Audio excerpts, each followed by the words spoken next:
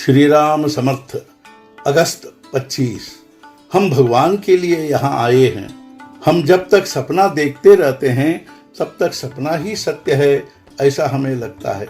उसी प्रकार जब तक भगवान का सत्यत्व हमें ठीक नहीं समझता तब तक इस समस्त मिथ्या जगत को हम भ्रम से सत्य ही माना करते हैं। जो सदा बना रहता है वही यथार्थ सत्य है। हम रास्ता भूल गए हैं। इतना भी समझ में आ गया तो भी सत्य की ओर जा पाते हैं। मन को विषय में लगाने पर समाधान का अनुभव नहीं होगा। हमारा समाधान जहाँ भंग होता है वह रास्ता जरूर गलत होता है।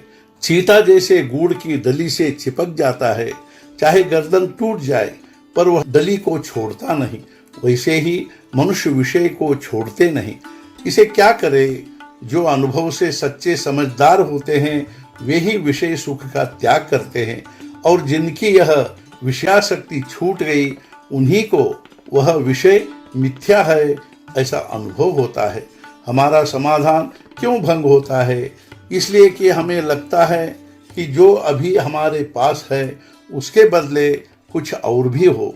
जो वस्तु जहाँ रखी है उस जगह को छोड़कर हम उसे चाहे तीनों लोक में खोजने का प्रयत्न करें वह हमें नहीं मिलेगी। उसी प्रकार जिस वस्तु में संतोष है ही नहीं उसमें हम उसे कितना ही ढूंढे वह हमें नहीं मिलेगी। संतोष केवल भगवान के चरणों में ही है।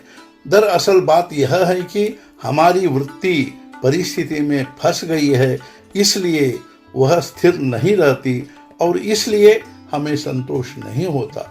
मनुष्य की जो स्थिति है उससे उकता कर सुख मिलने की आशा से जो भी प्रयत्न करता है वह अंत में दुखदायी होता है।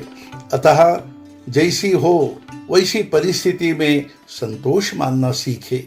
हम जिस कार्य के लिए आए हैं वह कार्य होने पर संतोष होता है।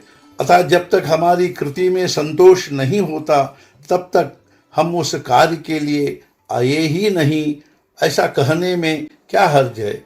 हम भगवान के लिए ही आए हैं और उसकी प्राप्ति में ही आनंद है।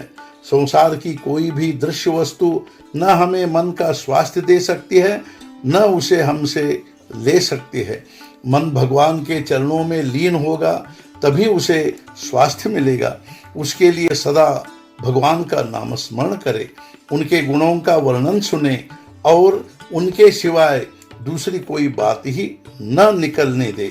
मिथ्या समझकर गृहस्थी करे, भगवान के होकर रहे। जो नामस्मरण के विरोध में कहेंगे उन पर विश्वास न करे। कोरा वेदांत न सुने। प्रत्येक नाम लेते समय भगवान का स्मरण होता है, अतः नाम ही को सर्वस्व समझे।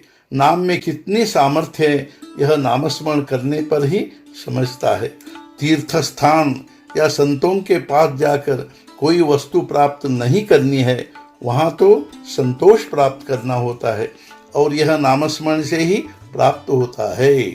आज का मुख्य विचार, गृहस्थी का अनुभव कष्टदायक है लेकिन भगवान का अनुभव आनंदमय है। सद्गुरुनाथ महाराज की जय। जय जय रघुवीर समर्थ।